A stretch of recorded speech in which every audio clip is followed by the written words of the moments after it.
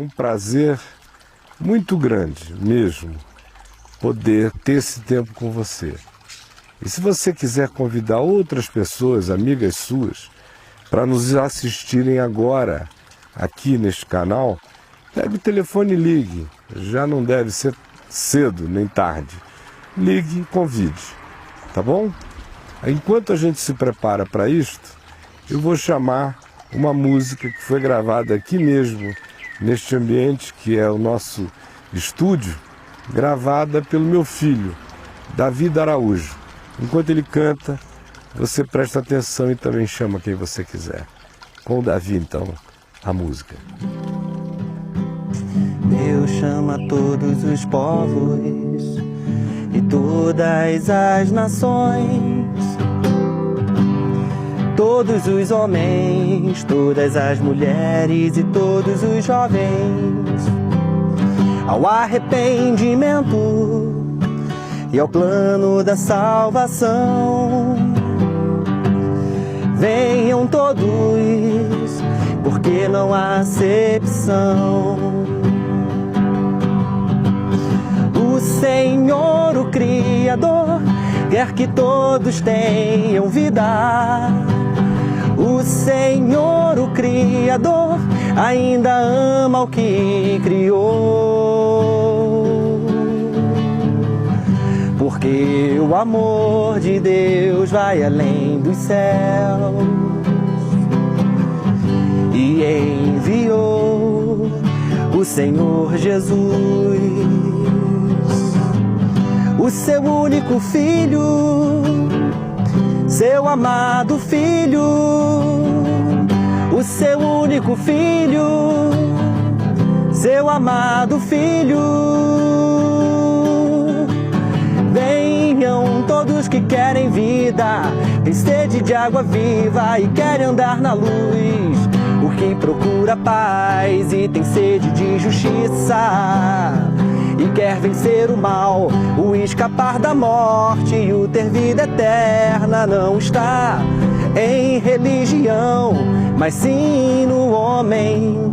Se voltar para Deus e crer em Cristo, crer em Cristo Jesus, Jesus, Jesus.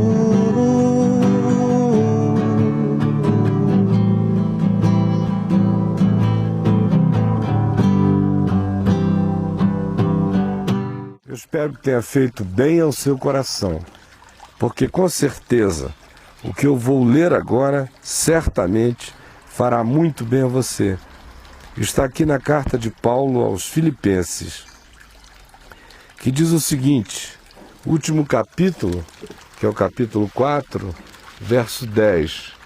Alegrei-me, diz Paulo, sobremaneira no Senhor, porque agora, uma vez mais, renovastes a meu favor o vosso cuidado, o qual também já tinhais antes, mas vos faltava oportunidade.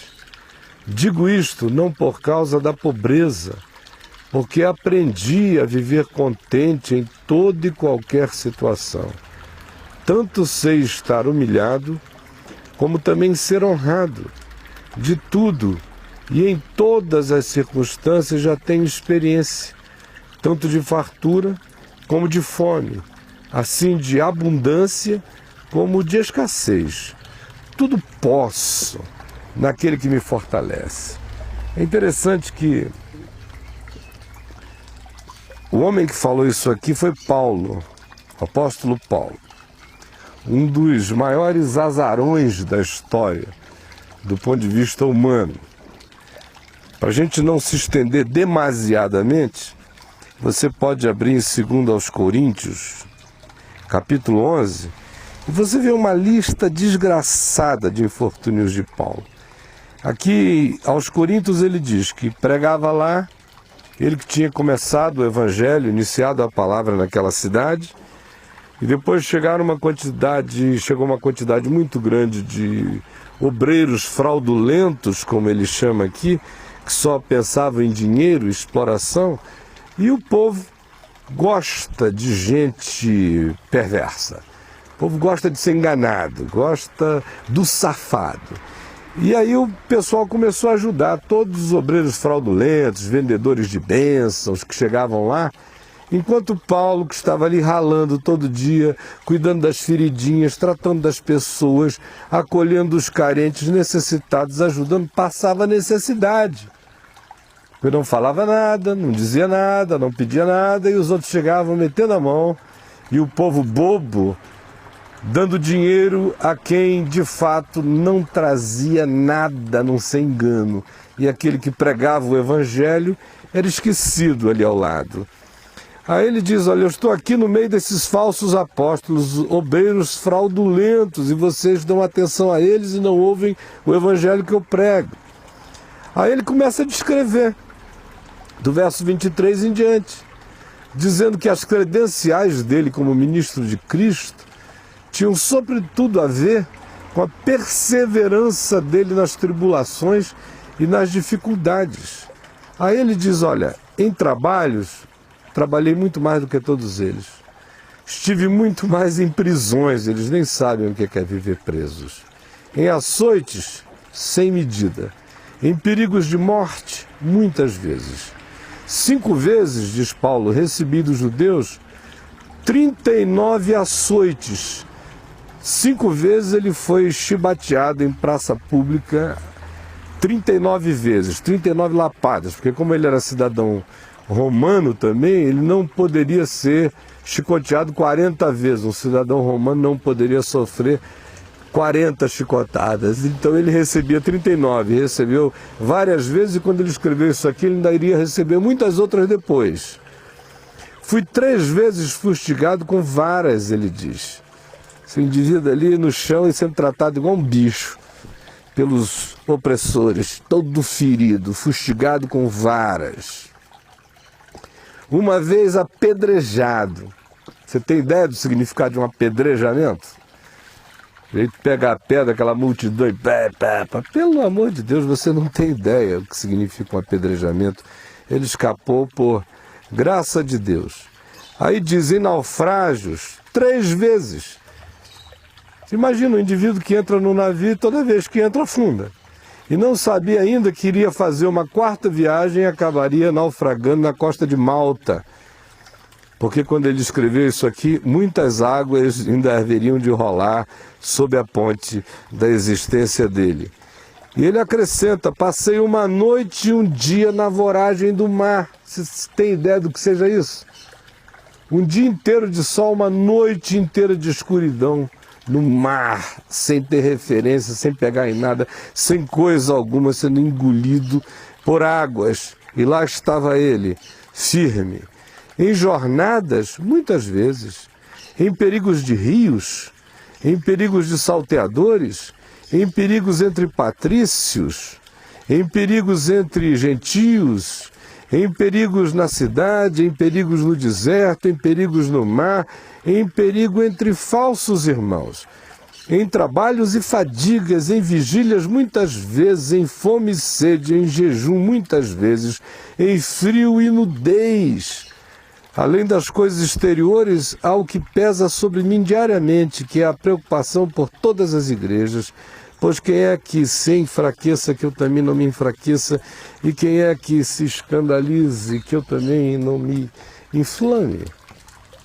Ora, haveria uma lista imensa de outras coisas a serem ditas sobre Paulo, esse mesmo homem que disse que aprendeu a viver contente em toda e qualquer situação, conforme ele nos explicita no texto inicial que nós lemos aqui em Filipenses, no capítulo 4, quando a afirmação dele é essa. Eu fiz questão de mostrar a você apenas esse lampejo rápido acerca de quem está falando isto, para você ver que não é um bobinho qualquer, não é um pregador de autoajuda, não é um americanozinho que desenvolveu 12 técnicas para o sucesso.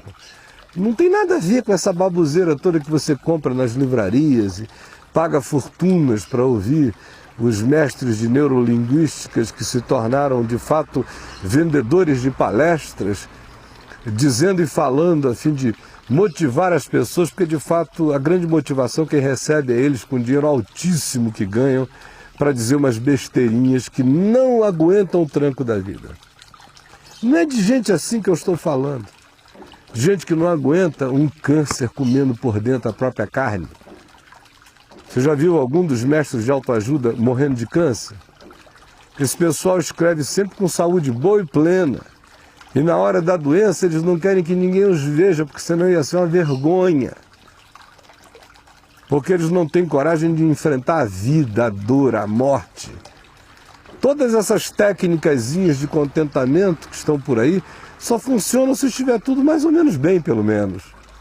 Porque se a coisa estiver horrível, se você tiver para escrever a história que Paulo resumidamente contou aqui, apenas em lampejos, porque ela é muito mais drástica nas implicações totais, eu quero dizer a você que nenhuma autoajuda funciona. Paulo, no entanto, diz: eu aprendi a viver contente em toda e qualquer situação. Porque este é o grande poder do Evangelho para hoje. O Evangelho é poder de Deus para a salvação de todo aquele que crê. Mas o grande poder do Evangelho hoje tem a ver com a possibilidade que ele carrega, que ele traz, que ele apresenta a cada um de nós, de nos tornarmos pessoas contentes em toda e qualquer situação. Ora, isto não tem absolutamente nada a ver com controle sobre as circunstâncias, de modo que está tudo tão harmonicamente de acordo com os nossos caprichos e desejos, que a gente diz que está contente. O verdadeiro contentamento, no entanto, transcende a isso tudo. Ele tem que ser contentamento em toda e qualquer situação. E contentamento em toda e qualquer situação é só o Evangelho, é só a presença de Jesus na gente, é só o poder da ressurreição em nós. Somente a alegria de saber que você segue e serve aquele que ressuscitou dos mortos e que está vivo e que vive em você e que habita você pelo Espírito Santo e que reserva para você glória indizível, para além de todo entendimento, e que dá a você o poder de se gloriar hoje nas próprias tribulações. Este é o poder do Evangelho, que faz qualquer cienciazinha de neurolinguística, de autoajuda, qualquer best-sellerzinho virar papel higiênico. Porque na hora do vamos ver, se não for o Evangelho da vida eterna, da ressurreição, do poder de Deus, não existe carnegão na gente para enfrentar a batalha, a peleja e os ventos tempestuosos que dão contra a existência humana de qualquer ser humano. Eu também não estou aqui falando isso a você, a boca para fora.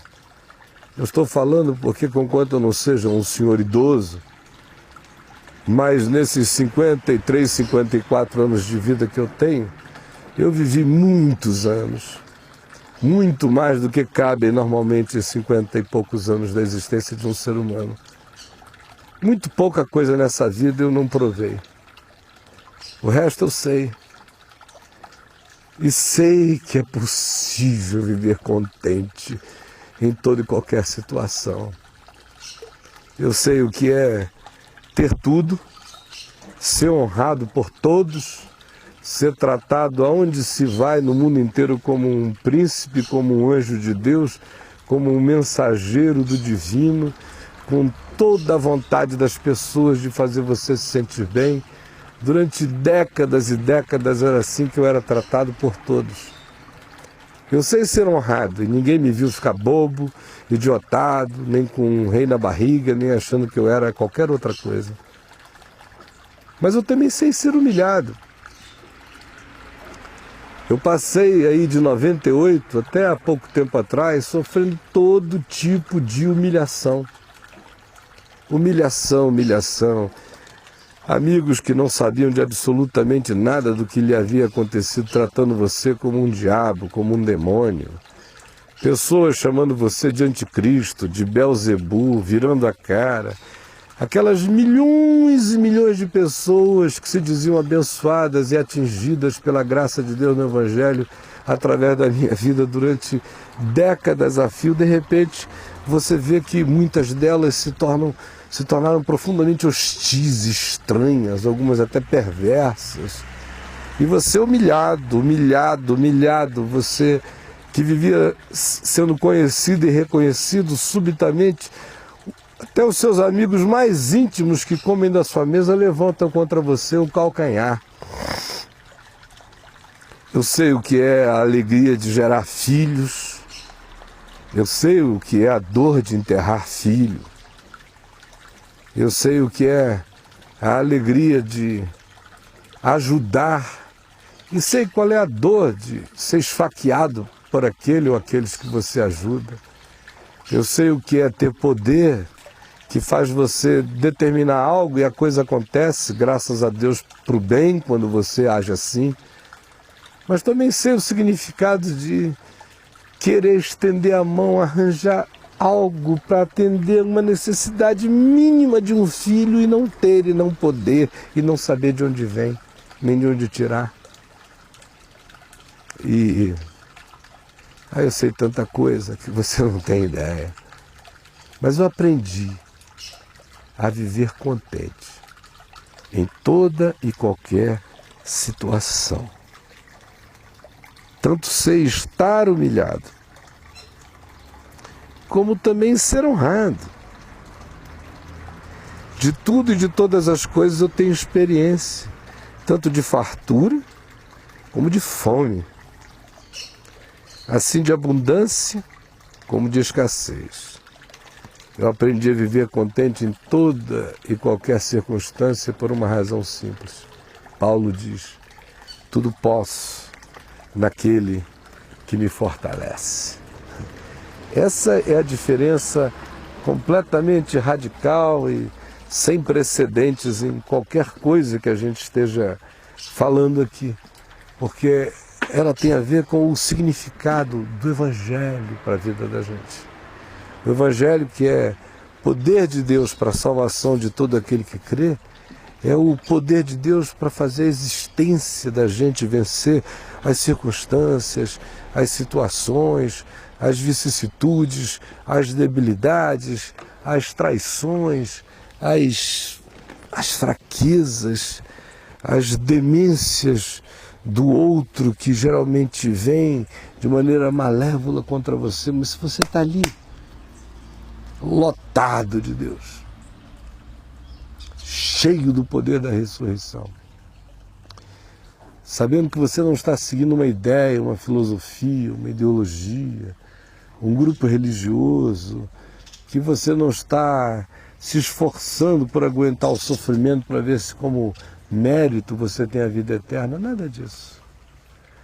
Você de fato está tomado de paixão. É um surto de amor. É aquela alegria indizível, incompartilhável, inexplicável da presença do sublime habitando você, que é o que te enche de alegria, que é o que te dá humor de vida, quando você está cercado pelo mau humor da morte, que é o que faz você saber quem você é, quando todo mundo está mentindo contra a sua existência.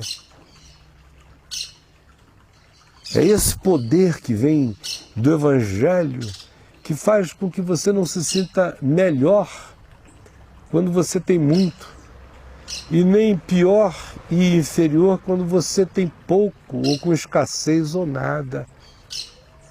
Porque nesse caso, você vai sempre saber que o seu tesouro é inarrancável, está aqui dentro. Podem me arrancar as unhas, os olhos, os dentes, podem me esquartejar, podem fazerem de mim o que quiserem, não vão tirar um pedacinho de mim sequer. que quem eu sou está aqui, inatingível para a mão dos invejosos, inalcançável para as línguas ferinas, irredutível em relação à obstinação de continuar sendo para Deus contra tudo e todos, e não arredar o pé da verdade do Evangelho. Quando você chega nesse ponto, acaba a sorte, acaba azar. É por isso que Paulo pode naufragar, ser preso, fustigado, apedrejado, maltratado, aparentemente andar num caminho onde as coisas não dão certo do ponto de vista das teorias de sucesso e continuar dizendo: eu aprendi a viver contente em toda e qualquer circunstância. Por uma razão simples: tudo posso naquele que me fortalece. Esse aqui é um milagre.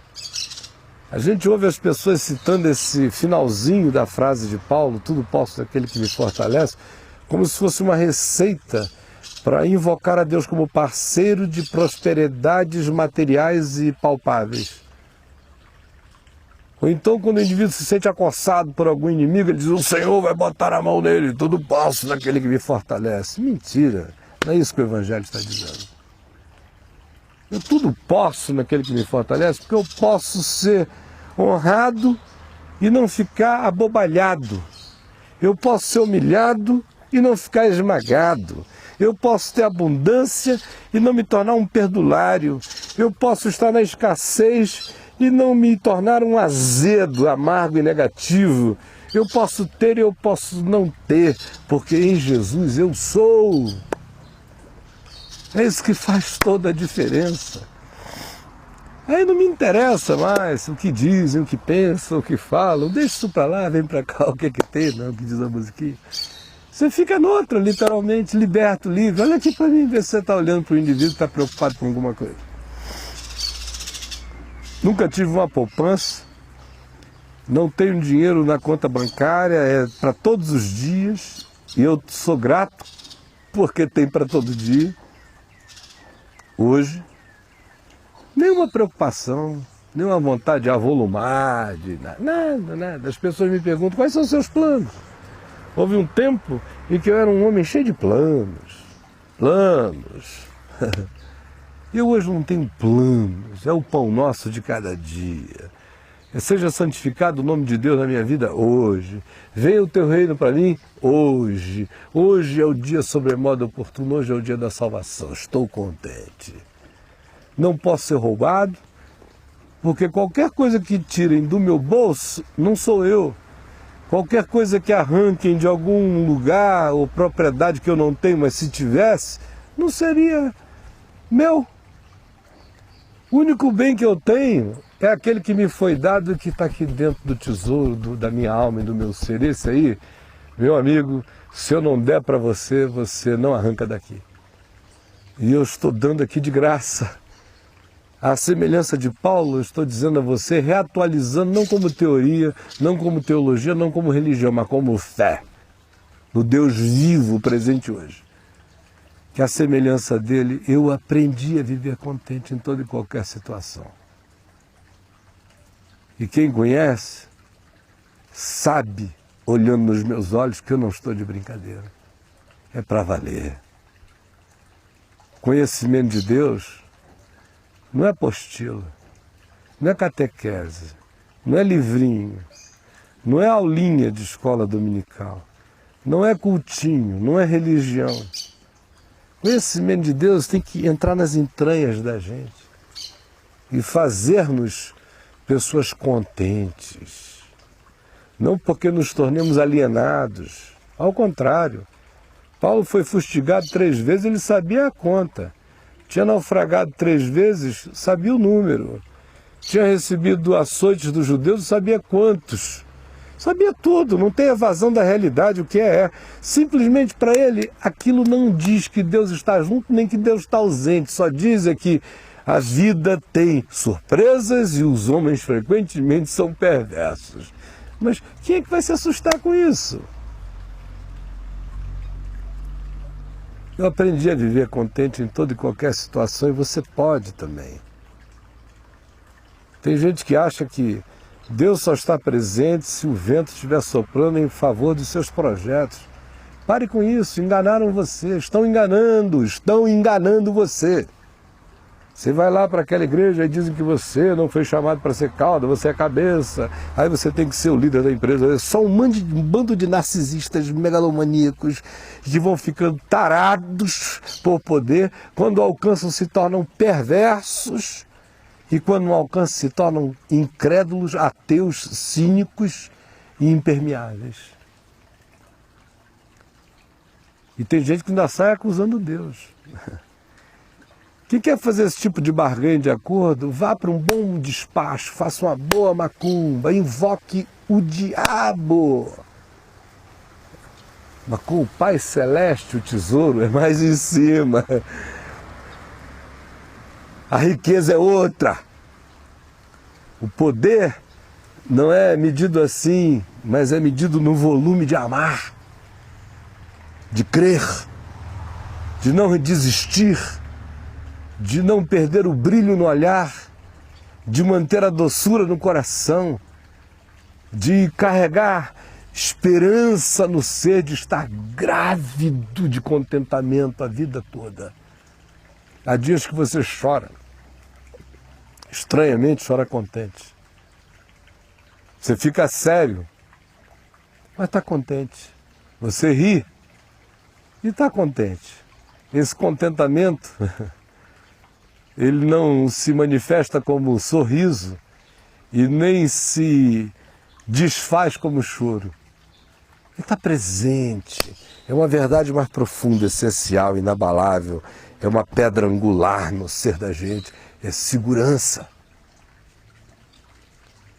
Essa pessoa que diz eu aprendi a viver contente em toda e qualquer circunstância, só pode dizer isso também porque já aprendeu a morrer. Porque quem não aprende a morrer, não vai aprender a viver. O Evangelho quer fazer isso por você. Eu convido você está vendo passar já há algum tempo aí o nosso endereço. Venha assistir uma reunião, venha hoje, se você estiver assistindo esse programa no domingo, ao Teatro La Salle, às 7 horas da noite, na 906 Sul, aqui em Brasília. Visite o meu site, tá vendo aí? www.caifato.com. Vá lá, leia. Ouça a rádio, se inscreva na VMV TV, se torne um assinante e receba 24 horas dessa palavra na sua casa. E aí não é autoajuda, é aquela ajuda que vem do alto.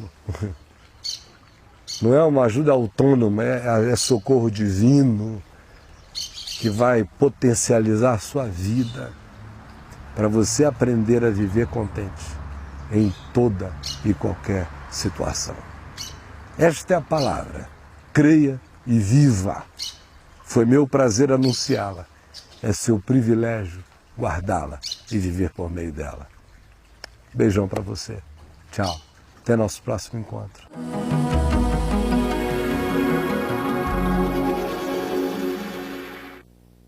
Atenção, mamãe! Nestas férias, os preços estão congelados no Lojão do Bebê. Andador Steel Baby, R$ 59,90. Bebê Conforto Disney, R$ 99,90. Bolsa Bob The Builder Oxygen, R$ 9,90. Carrinho Contem, R$ 149,90. Cobertor, R$ 5,90. Conjunto Moletom Abrange, R$ 12,90. Fralda de tecido, R$ 2,90. Triciclo Xalingo, R$ 29,90. E mais, tudo em até 6 vezes sem juros, exceto ofertas. Abrimos aos domingos em Taguatinga, Ceilândia, Samambaia e Planaltina. Lojão do Bebê, porque nascer é divino.